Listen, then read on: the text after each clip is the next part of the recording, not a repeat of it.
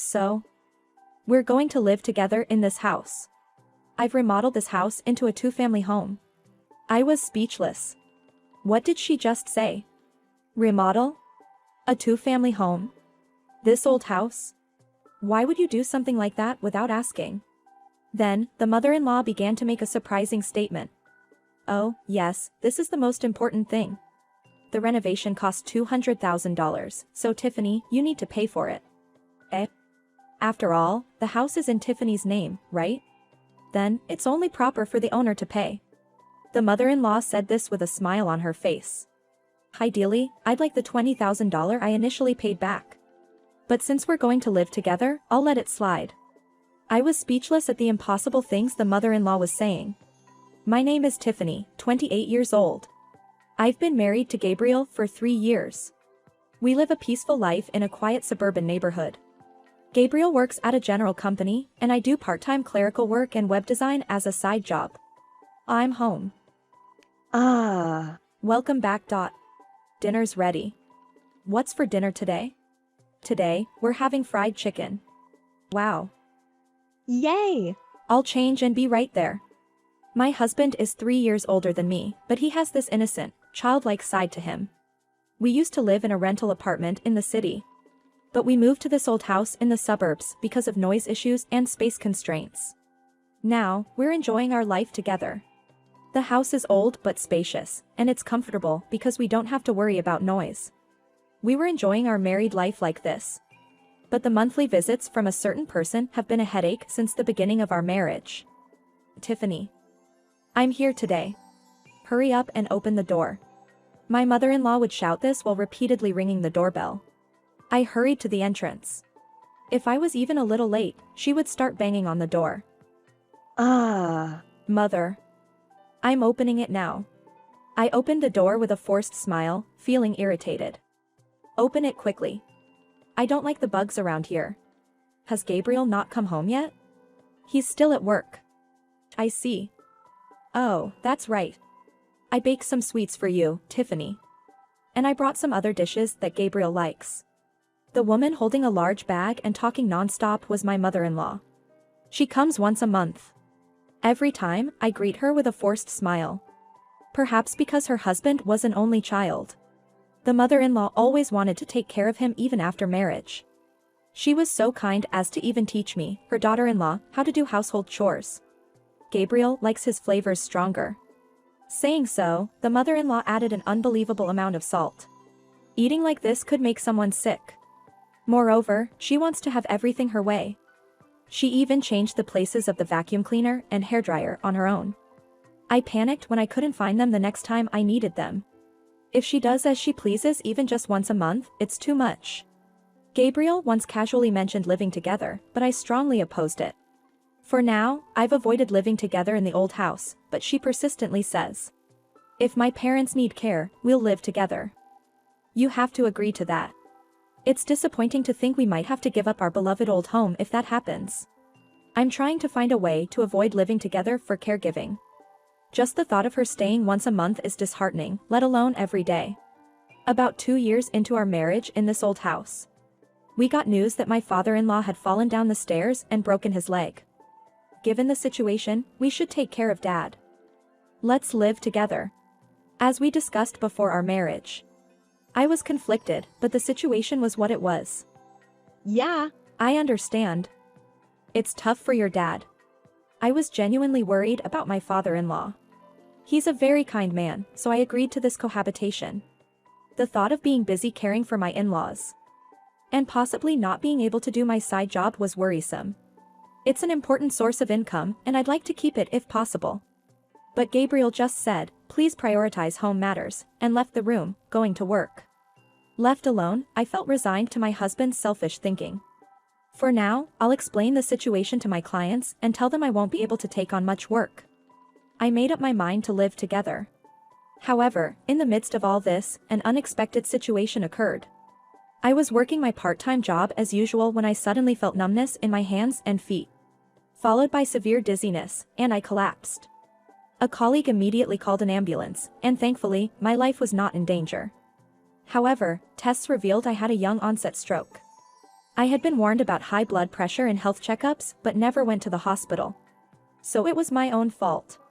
Filled with regret, I learned that my hospital stay, including detailed examinations, surgery, and rehabilitation, would take about 2 months. As the hospital arrangements progressed smoothly, I realized that my husband hardly showed any concern.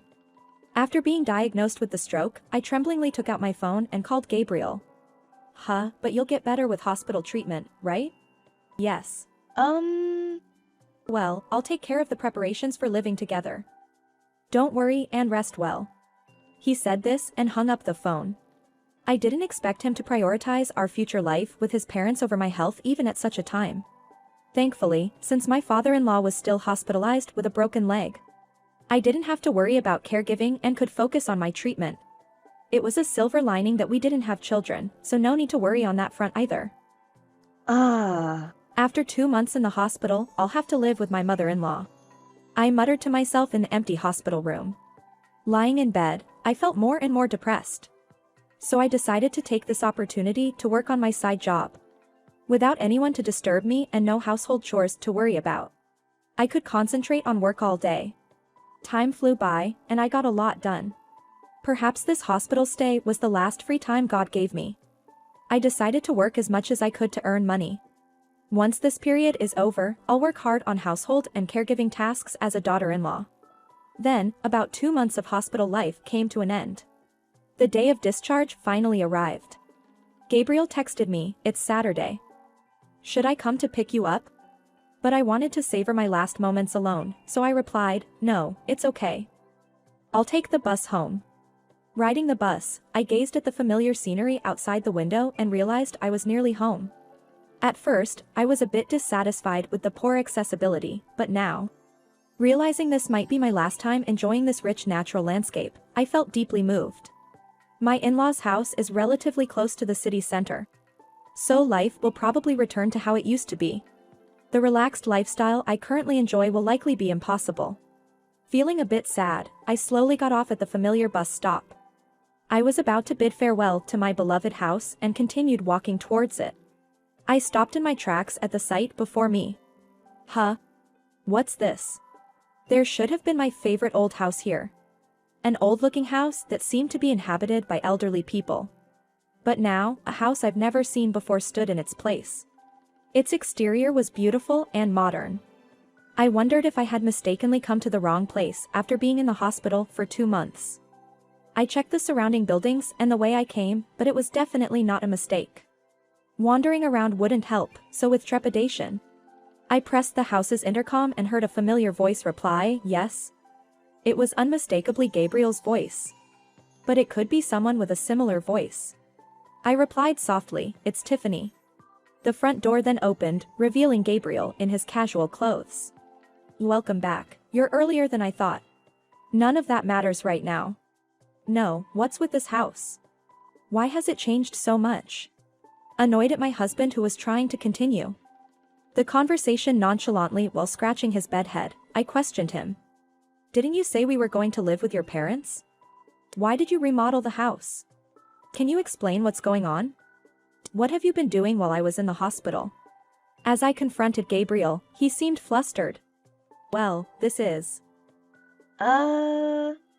Gabriel, still groggy from waking up, gave only hesitant answers. Then, suddenly, a loud laugh echoed from inside the house.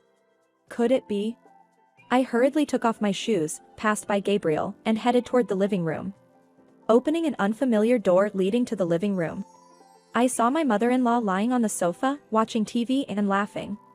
A famous comedy duo was performing on TV. Seeing my mother-in-law laughing while holding her stomach made me incredibly angry. Why is my mother in this house? Oh, Tiffany, welcome back. Hospital life must have been long, right? The mother-in-law behaved as if it were her own house. Mother, I just got discharged today, so I'm sorry, but could you go back to your house? Then, the mother-in-law said something unbelievable. What are you talking about? This is our house. What? The mother-in-law continued, addressing my confusion. That's why. We're going to live together in this house. I've remodeled this house into a 2-family home. I was speechless. What did she just say? Remodeling? A two-family house? This old house? Why would you do such a thing without asking? It's not like it was done without agreement. We had already decided to live together. No, I wasn't informed about any remodeling. I thought we were going to live together in your original family home. The mother-in-law always had a habit of interfering in our lives. But I never imagined she'd go as far as remodeling this house on her own. Every time she visited this old house, she complained about the bugs and the walk from the station. Yet, why did she do this? You can relax more here than in the city, right? The mother-in-law said so, but I was still not convinced. Then, she made a startling statement. Oh yes, this is the most important thing. The remodeling cost $200,000, so Tiffany, you need to pay for it. What? The mother-in-law suddenly said something outrageous. After all, the house is in Tiffany's name, isn't it? Then, it's only proper for the owner to pay. The mother-in-law said this with a smile on her face. Ideally, I'd like the $20,000 I initially paid back. But since we're going to live together, I'll let it slide. I was speechless at the impossible things the mother-in-law was saying. I felt like I had been hit hard in the head by these sudden words. I tried to remain calm, but my legs felt shaky. Speechless, I stared at the mother-in-law's smug smile. Then, Gabriel slowly entered the living room from the entrance. Catching sight of Gabriel, I immediately confronted him. What's going on? I didn't know about any remodeling. And what's this about $200,000? Gabriel, looking annoyed, said, calm down. Actually, my mother and I had been planning this for a while. We've been discussing it. What? When was this? About a year ago, I guess. Hearing this, I felt like collapsing. Gabriel had been planning to remodel this house and live together with his mother for so long. They implemented it while I was hospitalized. You made such a plan without telling me. You thought my hospitalization was a perfect opportunity. As I yelled this, Gabriel tried to calm me down, saying, don't get so angry. Then he made a nonsensical remark, I wanted to surprise you. Gabriel's perceptions were completely skewed. He didn't show any concern for me when I collapsed with a stroke, prioritizing living together instead. Sure, the surprise was successful. But it's the worst surprise ever. I had had enough. I thought to myself, I'll cut ties with this family. You pay the entire remodeling cost. I won't pay a penny. I can't live with you anymore. I want a divorce. Then, the mother-in-law and Gabriel opened their eyes wide in anger. What are you talking about? You're the owner, so you should pay. That's right. Tiffany should take responsibility and pay. Think about leaving the house after that. The mother-in-law and Gabriel were saying whatever they wanted. Why should I pay for a house I'm not even living in? You keep saying I'm the owner, but this house isn't mine, you know? What? Gabriel and the mother-in-law looked dumbfounded. What are you talking about? You're the one who found this great old house and brought us here. Look, I thought I explained this. This house belongs to my dad. What? Your father? They were surprised, but soon smiled slyly as if it didn't matter. Then, it just means the person paying changes from you to your father. Tell him to pay quickly, please. They were both misunderstanding something. Seizing the opportunity, I said, all right, and went to pack my bags to return to my parents' home. I then took the divorce papers and went with my father to the house where my mother-in-law and husband were. When we arrived, the mother-in-law, looking triumphant, said, please take care of the payment.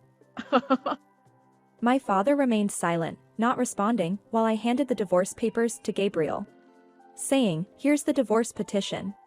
Gabriel, grinning, signed the papers, saying, Yeah. I'm done with you anyway. I put the signed papers in my bag. Then my father spoke up. Then please leave the house immediately. What? Gabriel and the mother-in-law looked shocked. Wait, what do you mean? This is our home to live in. The mother-in-law laughed mockingly at my father. Who's really the foolish one here? I have the right to decide who lives in my house. Can't you even understand that? As my father spoke, the faces of my mother-in-law and husband turned pale. Please leave immediately. If you're still here after 3 days, I'll call the police. Wait, please. That would be troublesome. The mother-in-law suddenly switched to polite language. You remodeled this house on your own, troubling me and my daughter, right? I think it's kind of you to even get a grace period. But that's... Then, still not fully grasping the situation, they made an absurd demand. But you must pay for the remodeling. And return the down payment I made. Why should I? Because you're the owner of this house, aren't you? You have the obligation to pay. There's no rule that the owner has to pay for remodeling. What? They clearly didn't understand. Whether you or Gabriel requested the remodeling. You'll be the ones receiving the bill, not me. But that's...